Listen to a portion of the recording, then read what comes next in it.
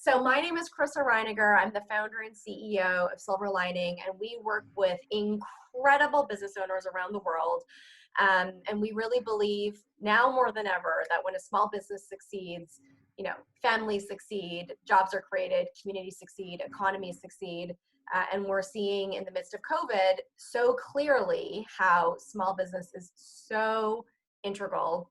And in the midst of this conference where we're all talking about how important small business is and how we're going to rebound and adjust, I'm so pleased to be interviewing, that's probably the wrong word, introducing Jacqueline and Cicely, who are real business owners, who are real leaders, who are facing the reality. And we're going to talk frankly about, what it means to be a business owner right now in this moment, and what we need from corporations, right? What we need from all of you who are listening to get through this moment in a way that is productive and helpful and gets us all to the other side.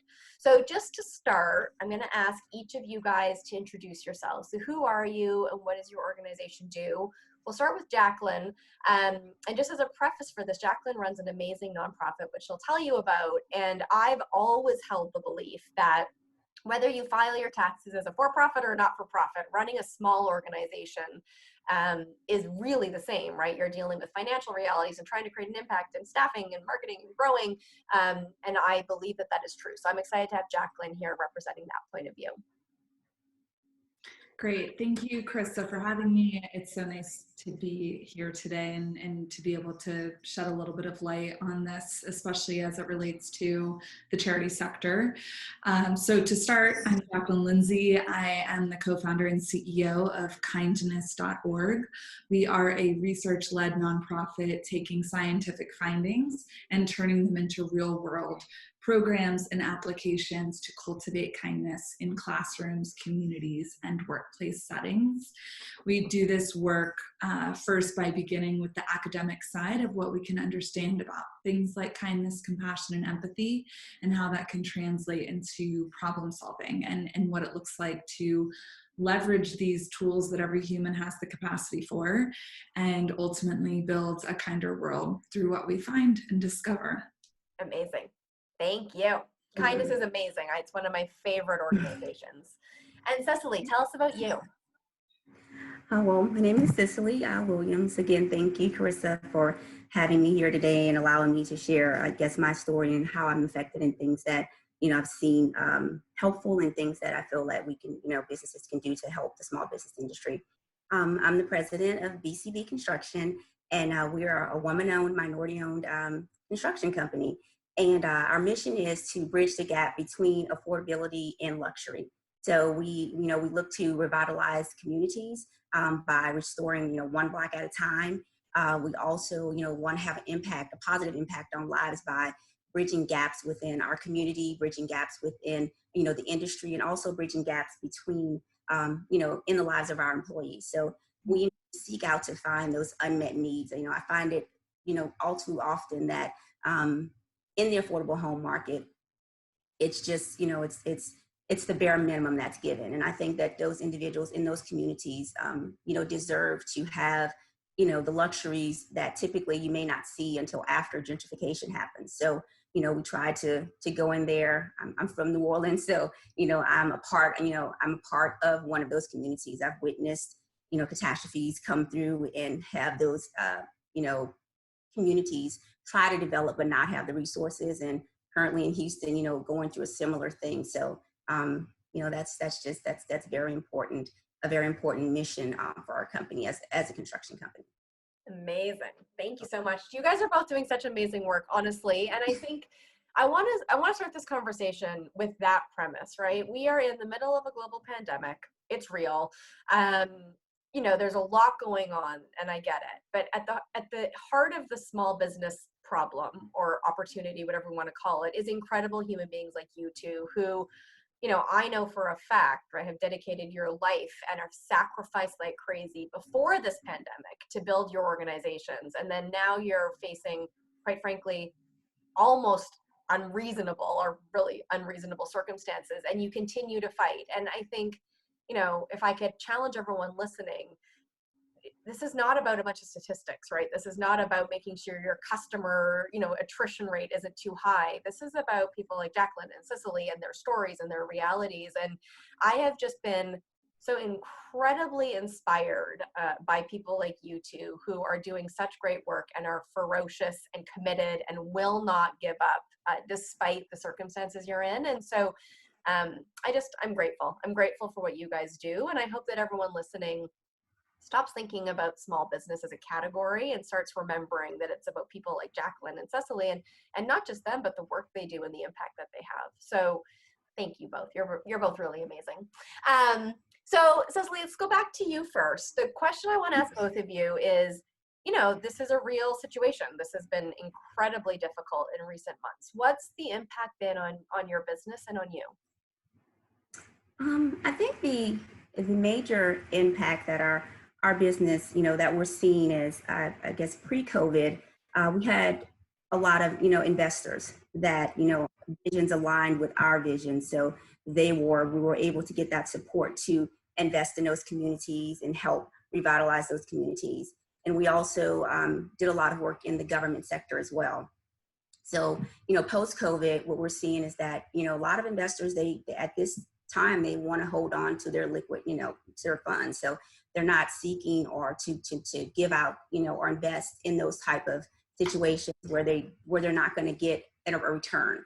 And, government entities are also like reallocating their funds as well. So, that's been hard trying to maintain, one of the biggest portions of our business, our missions of revitalizing the community.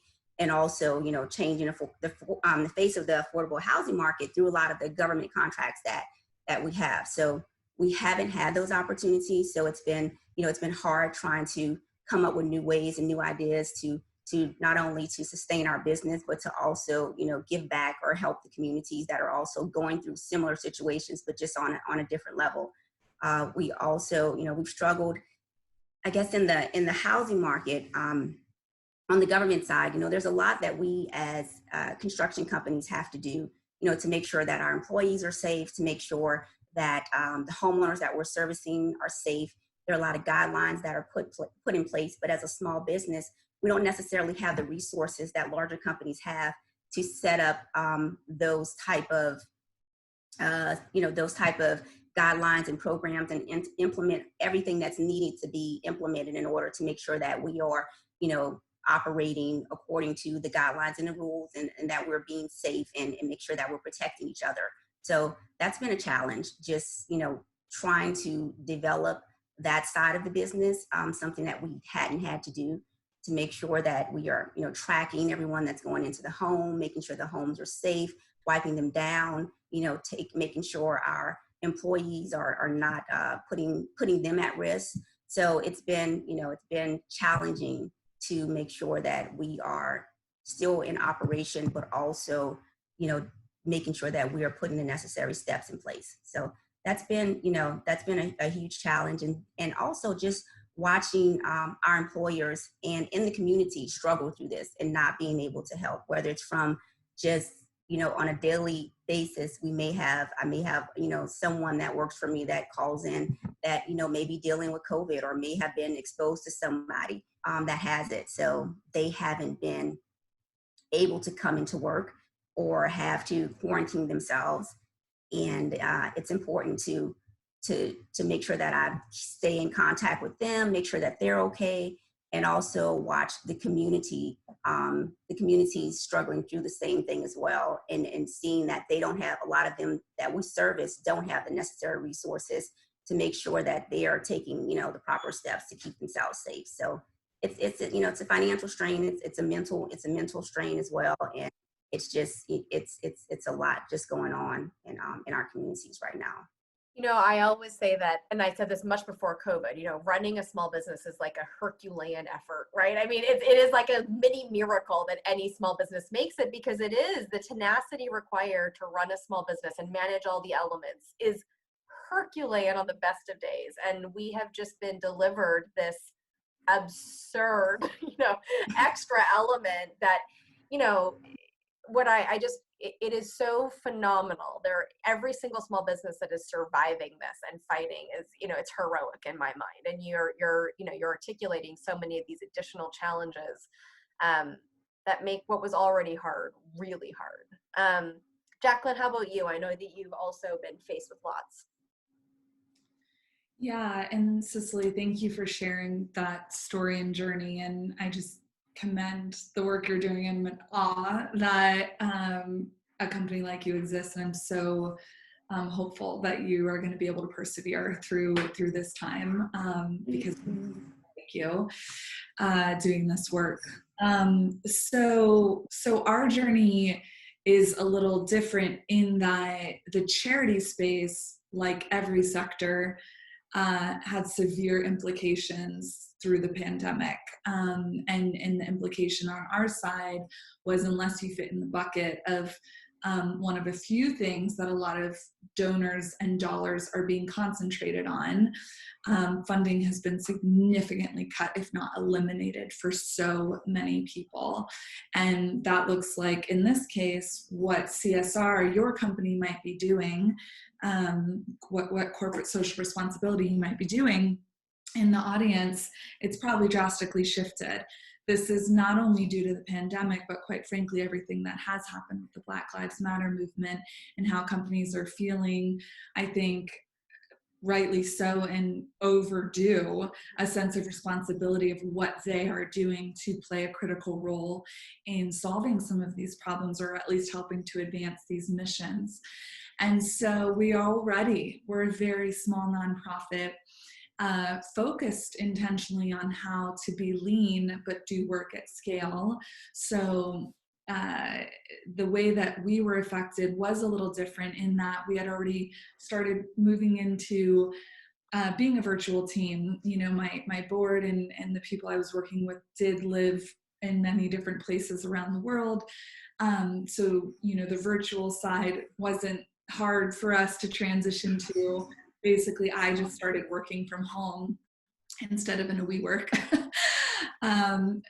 Our experience has been a few things. We lost significant funding pretty much right away throughout the month of March. And whereas we had a really strong year in front of us that felt verbally confirmed, like everyone, the minute you get that switch of funding loss, investment loss, the uncertainty of what was ahead of us, donor dollars are the first usually to go, because people are nervous and scared, and generosity isn't usually the thing you lean into in those times.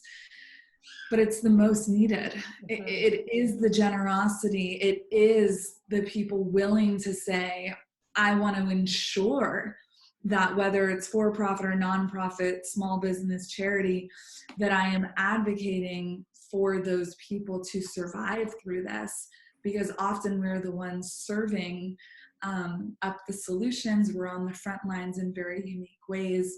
And I say this with the gentlest of delivery, but often our heart and intention is for the greater good of humanity and to figure out how to serve people.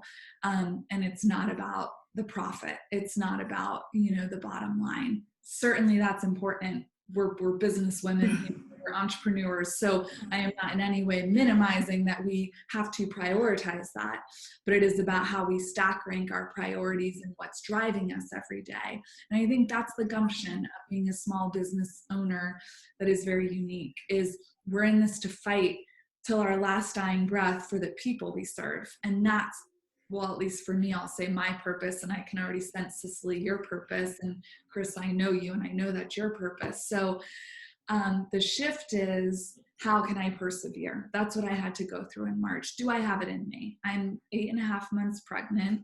My husband's a stay-at-home dad with my first child, giving me the time and space to be able to concentrate on kindness.org. And March was frankly about soul searching.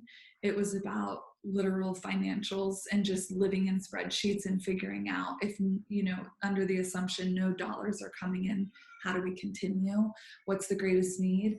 what's the most meaningful way we can contribute, and do I have it in me to get us through this, knowing everything I'm up against right now. So I said yes, and I said I'm going to persevere until there's no money left. I took a salary cut down to minimum wage. I had to sit with anyone that I was working with to say, I can't pay you much, but I can give you a mission to work for. Every single one of them stayed on. And that's where we're at. We are in a place of fighting with everything we have to say the work we're doing matters and is necessary. Kindness is needed more than ever, arguably. And we've just pivoted and adapted our outputs to better support the needs of the world right now. So what does kindness look like in a crisis? What does kindness look like around supporting our civic responsibility, around advocating for equality of all human beings? What does kindness look like in a classroom setting as we head back to the fall with the literal minute-by-minute changing landscape that the education space is facing? So that is how we're showing up, but that is also the difficult way that we've been affected by this time. You know, I'm actually feeling really emotional right now. I believe so much in any and every human who takes risks like you two have and who perseveres in the way that you're describing. And I think what's being missed right now, right, as we talk about the economy and as we talk about the stock market, as we talk about politics, and as we talk about, you know, the response and the rebound and the recovery, I just think we're missing the truth, the stories, the realities, right, of women like you who are making hard decisions every day that impact your staff and your family and your finances, and you are choosing to persevere. And the idea that the response to your reality, right, is a resource center or a, you know, tone deaf email that says I stand by you. It's so the response is so ill matched to the reality of business owners. You know, your two stories as great examples of them. So can you just reflect on that? You know, when you watch what the average sort of corporation is doing, who we all know has, you know, cash flow for months or years and resources and executives making tons of money, and you know that that's the reality. And it's not to take away from the fact that this is hard for people that work in big companies too. I don't want to diminish that for everyone who's watching, right? But when you think about sort of the version of what their reality is compared to the version of what your reality is, and then the response that, you know, small business providers, small business, you know, companies have done, how does it feel? Is there examples of it going well? Is it feeling pretty inadequate? What's your guys' experience been? I think that, and I guess I'll preface it by, I am a small business owner. I'm a woman, small business owner, but I'm also an African American woman as well. So, you know, a lot of things that I think corporations are doing now for small businesses and targeting, you know, for African American businesses or minority businesses, you know, due to the Black Lives Matters movement. I don't think that it's, I guess they're reaching their intended target, I could say. I see a lot of changes that are being made, and like you said, a lot of emails and a lot of support, but there isn't, I don't feel the impact. I don't see the impact in my community. I don't see the impact. I'm a part of a group of small business owners. And then we meet and we talk about different things that we're doing, and we try to collaborate. And so I don't see it impacting them either, even if it's a dollar amount, if it's a donation, because if they're just giving money without some structure around it and identifying first what the needs are, you know, what are the stumbling blocks? What are the roadblocks that's preventing a small business like myself or any small businesses from having the success that they, you know, deserve, or being able to, you know, make the impact that they would like to make on a wider scale? So by not having that structure and just giving money to, you know, to say that we, you know, we did our part, they're not, you know, they're missing the mark in that way. They're not, like I said, affecting their intended target. And that's, you know, that's something sad to see, because I think that the intentions may be there, but by not taking the time to see what type of need we actually, what type of needs we actually have by doing what you're doing, Carissa, today, and actually speaking to us and saying, how can they help us? I think that's very important, and I think that's very needed for us to survive through this, through Jacqueline's nonprofit, which is great. I say, just kindness is needed, and in order to do what you're doing and to have that impact, you'll need that support. But without having those conversations and identifying what those needs are, then you won't be able to get that support that you need where you are right now in your business. So, and I won't be able to get the support either. So that's what I'm seeing a lot. That's kind of a lot, somewhat disheartening to me, because it is a lot being done, but there's the impact is not there. Oh, that is so well said. The number of times I've got so many of my friends have heard me lament for months. Like, if you think about how much time and money is being spent to help small businesses right now, right? I mean, it's a mind-blowing amount of time and money that is being sent out, whether it's through the PPP program or corporate donations or just marketing dollars, ad campaigns. I mean, it's so much money. And if we could just get that money into the hands of people like you guys, right? What you could do with that money would change the world. And that is what is so frustrating to me right now. Thank you. That's very well said, Cicely. How about you, Jacqueline? What are you seeing, and what's missing and what's hitting the mark in terms of your real needs? From the 30,000-foot view, I will say that in being someone who tries to have like a silver lining to everything, you can't escape the limelight. We're no longer in a world where you as a company can get away with anything. I think there's accountability in a new way that just we've never really experienced. It is unprecedented. And due to that, actions speak louder than words. And what I mean by that is, what I have most appreciated are the people who are not publicly doing their marketing campaign to say, look at how amazing we are at this donation we're giving over here, but it's the actions that they're taking to sit and listen, whether that's hosting roundtables that I know some companies have done, or this was quite public, but all the companies that stepped up to stop the hate for profit throughout the month of July and giving ad dollars to Facebook. And, these are real things that I hope, whether the intention is for it to be publicity or not, you're still taking the action. And I am hopeful that will create a new kind of conversation that's happening internally in the boardroom. I think it had to happen, but I was actually quite surprised at how many executives took huge salary cuts in the face of the pandemic. It's required for someone like me, probably you as well, Cicely. It's like required because that's just what's left in the bank. And That's right. So you're just like, great. That's my reality. But it is a hard pill to swallow, and executives are making those 20 million plus salaries every year. And no, it probably isn't a hard hit to take off 25% of that. But the more that I saw executives just stepping up to say, I will do this to save the team or to help prevent furloughing or layoffs or what have you, those were some of the things that I was encouraged by. Now, that's my high level, just applaud anyone who at least tried to do what felt like the right thing during this time. Practically speaking, it still is very clear that so much of this is a gimmick.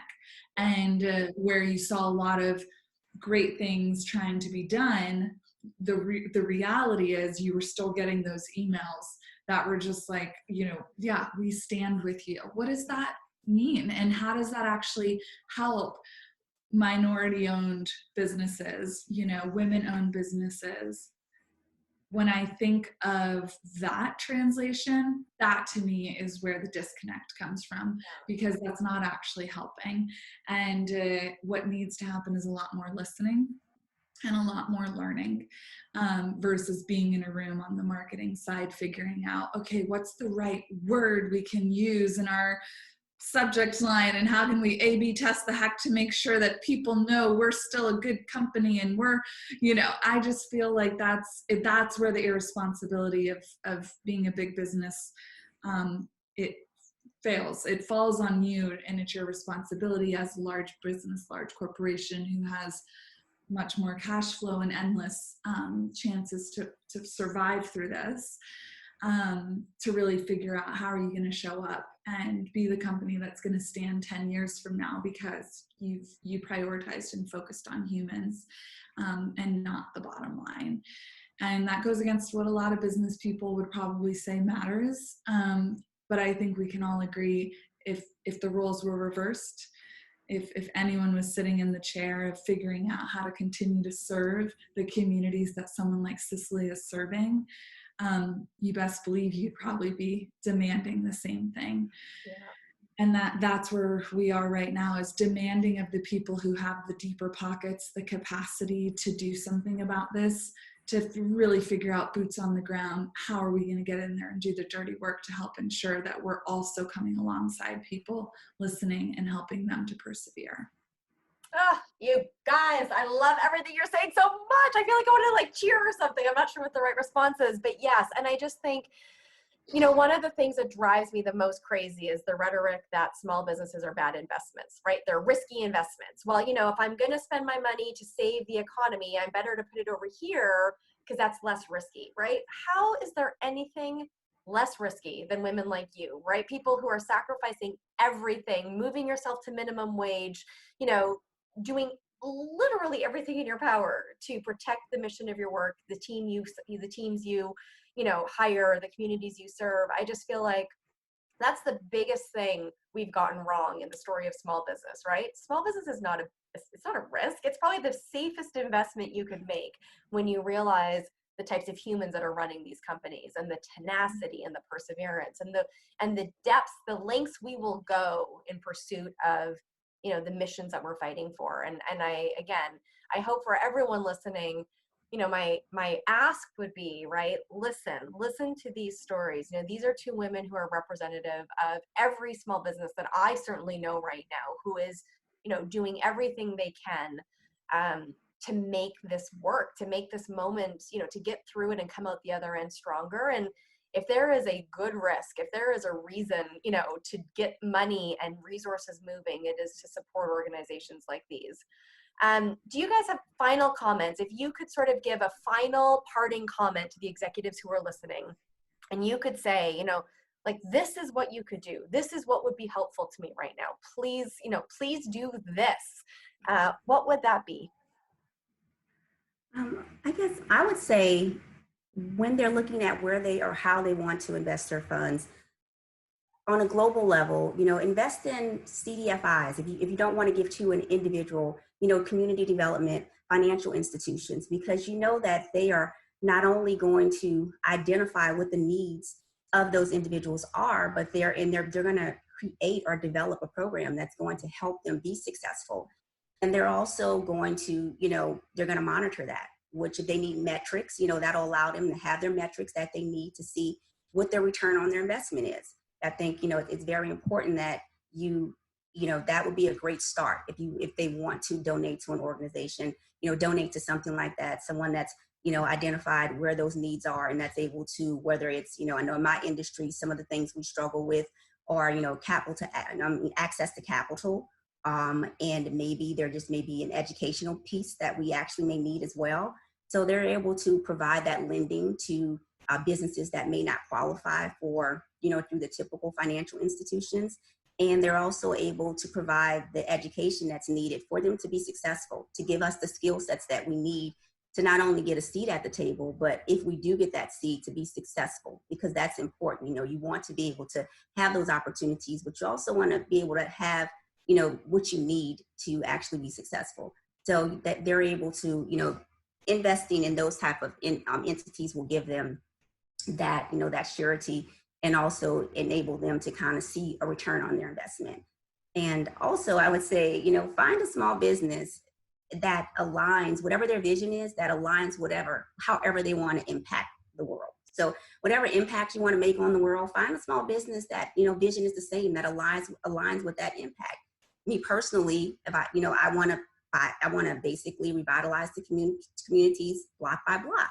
So I would like corporations to buy blocks in the communities, so that I can, understand that I was able to, make it out of New Orleans and, enjoy some success with my business. But I know that's not the truth. That's not the reality for a large percentage of the people that are in the communities that I grew up with. So I would like to, just reach back and meet them where they are. A lot of times, corporations come up with solutions or things that they want to do, and there's always something that has to be given from the individual that's receiving it.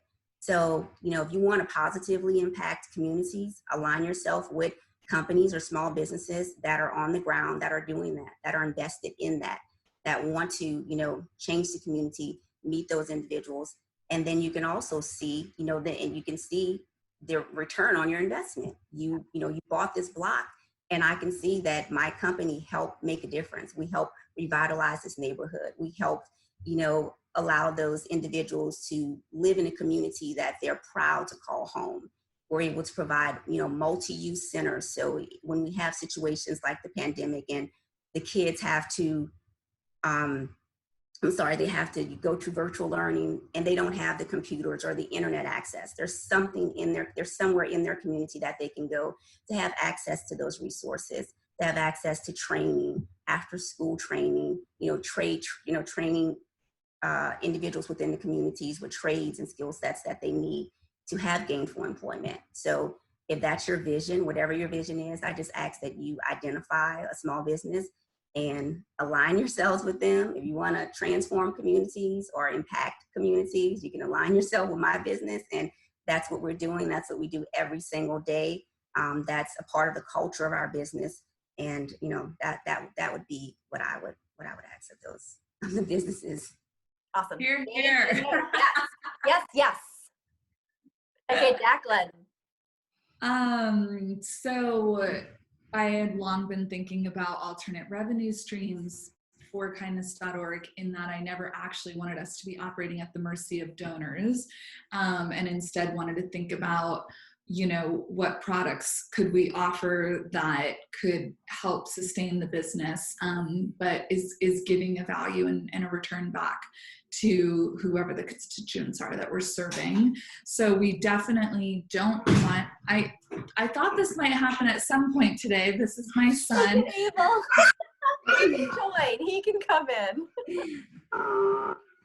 Small, see, that's a challenge that you have that no one would know. Real. Yeah, this is real life. Real challenge. It is. Here we are. Don't worry, it's okay. Woo! Okay, real life. That is real life. I know we've all had those situations. It's okay. This is it. I'm a parent of two, so I understand completely. So we had done some work last year investigating the link between kindness and the effect it has on employee engagement, well-being, life satisfaction.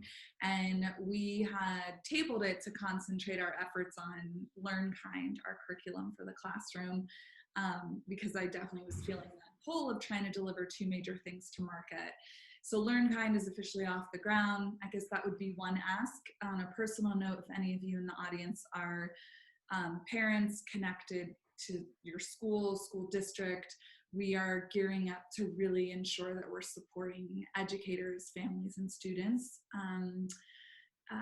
with all the tools they need around social emotional learning, which is probably going to be the most critical component of back to school time because of what we're facing right now around safety, health, and wellness. So that would be one thing. If I can help you there, I'm going to give my email me, and I'll give you all the information you need to get your school to be a participant in that. It is a free curriculum. Actually, free curriculum, I'm going to give a shout out thanks to one of the corporate partners who's investing into this and ensuring the sustainability, which is Nivea. So thank you, Nivea, for your support, because it's so vital right now. Workplace side, the revenue stream that we're developing is called WorkKind, And it's basically where we will come in and provide almost like a Kickstarter kindness challenge for your company during this time. And it's evidence-based. We'll do a scientific assessment where we're helping you understand the impact kindness has on your company across things like engagement and well-being. And we'll house everything so you don't have to deal with internet security, whatever. And we're trying to pilot that in Q4 this year. So I am trying to identify 10 companies who want to join us in that. We're looking for a donation as part of that experience, and that will invest into ensuring 2021 we can continue the work we're doing in the classroom. So my email is Jaclyn, Jaclyn @kindness.org. I'd love to hear from you. Even if you just have questions, I try to respond to everyone. I believe in this work. I believe we all have kindness in us, and it's about figuring out how to tap into it and use it more and cultivate it like a muscle. But it really is our greatest asset, I believe. And I am fervently wanting it to be at the forefront of everything: workplace, schools, communities. It's about humanity. We're all on equal playing field, even though it doesn't look like it oftentimes. I believe that's the vision we should be working towards, is every human has equity and equality, and it's going to take a lot of work for that to be the reality. So email me. I'd love to get in touch and figure out how I can work with you. Awesome. And I will say that we're going to make sure that all of you can find these two amazing women. And I would just end by saying, you know, the thing that is so loud and clear to me in this session, right? The way that corporations can come along beside small businesses, it's partner, it's buy, it's invest, it's adopt, it's work together. You know, I don't know a small business that's looking for a freebie right now. Every small business I know wants to just do their work. They want to have customers, they want to have partnerships, they want to do work. And so I challenge all of you listening. You all have expense budgets. You all have program budgets. Instead of using the other, you know, organizations that you may typically use, buy from small businesses. Move that money to small business vendors and suppliers and partners. And that alone changes the economy, changes the realities of every single small business that you partner with. And that gets us through this moment. You know, that makes us stronger for it. So Cicely and Jaclyn, thank you guys so much. I'm so grateful for both of the work you guys do, for your time. I have no doubt you will get through this, and your tenacity and your perseverance will make you better for it. So thank you guys for everything you do. Thank you. Thank you. Bye.